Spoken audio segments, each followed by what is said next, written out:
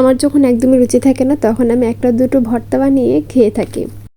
কিন্তু সেদিন আমি একটা পেজের ভিডিওতে দেখেছিলাম সেখানে 16 পদের ভর্তা দিয়ে ভাত খাচ্ছে। দেখে এত লোভ হয়েছিল, তো ভাবলাম 16 পদ তো পারবো না, 4-5 পদ তো পারবোই। আর সেই ভাবনা থেকেই আমি সেদিন ভেবেছিলাম যে 5 পদের ভর্তা বানাবো। কিন্তু প্রবলেম হলো কোন কোন পদ বানাবো সেটাই বুঝতে পারছিলাম না। যাই হোক, বাসায় যা যা ছিল সেগুলো দিয়ে আমি ভর্তা বানানোর জন্য উঠে পড়ে লেগে গেলাম। সেদিন ভর্তার মধ্যে ছিল কালো জিরা, আলু ভর্তা, তারপর ছিল টমেটো ভর্তা, ডাল ভর্তা, ডিম ভর্তা, আর ছিল কি, হ্যাঁ এই তো 5 পদ হয়ে গিয়েছে। যেহেতু অনেকগুলো ভর্তা তাই বেশি পরিমাণ বানাচ্ছি না। তারপর দিনে ছিল রমজান, মানে রোজা শুরু হয়ে যাচ্ছিল, তাই অল্প অল্প করে 5 পদের ভর্তা বানিয়েছে। অল্প অল্প করলেও কিন্তু বেশ ভালো রকমই হয়েছে। এখনও কিছুটা ভর্তা কিন্তু ফ্রিজে রয়ে গিয়েছে। আসলে আমাদের বাসায় একবেলায় ভাত খাওয়া হয়, এই কারণে মানে যাই রান্না হোক না কেন খুব বেশি খাওয়া হয় না। আর রোজা যেহেতু খুব সামনে ছিল তাই ঝালটা খুবই কম দিয়েছে, একেবারে না হলেই না যেটা সেটাই দিয়েছে। তো প্রথমে আমি বানিয়ে নিয়েছিলাম পাটার মধ্যে কালো জিরা ভর্তাটা, এটা তো পাটা ছাড়া হবে না। আর এই মাটির পিসনিটাতে আমি বাকি 4টা ভর্তা বানিয়ে নিয়েছিলাম। যেহেতু অনেকগুলো ভর্তা তাই আগে আমি সব কিছু একসাথে মিশিয়ে নিচ্ছিলাম। যেমন এখানে মরিচটাকে আগে একটু পিষে নিয়েছিলাম লবণ দিয়ে, দেন এটার সাথে আমি একে একে পেঁয়াজটা মিশিয়ে নিয়েছি, কারণ এটা তো সব ভর্তাই লাগবে। তো এই প্রিপারেশনটা আগে করে নিলে অন্য ভর্তাগুলো বানাতে খুব ইজি হয়ে যায়। আর ঝালটা দেখতেই পাচ্ছেন খুব একটা দেওয়া হয়নি। অন্য সময় হলে আমি এই পেঁয়াজটাকে একেবারে লাল লাল করে ফেলতাম মরিচ দিয়ে।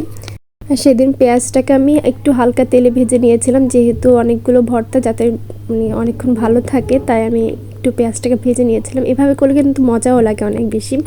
কাঁচা পেঁয়াজে এক টেস্ট, আর এরকম একটু ভেজে নিলে কিন্তু অন্যরকম একটা মজা লাগে। যাই হোক, তারপর আমি একটু ধনেপাতা অ্যাড করে নিয়েছিলাম। দেন মিক্সারটা আমি একটু রেখে দিয়ে এখানে আস্তে আস্তে করে আলু ভর্তা, বাকি যে ভর্তাগুলো আছে এগুলো একটা একটা করে রেডি করছিলাম।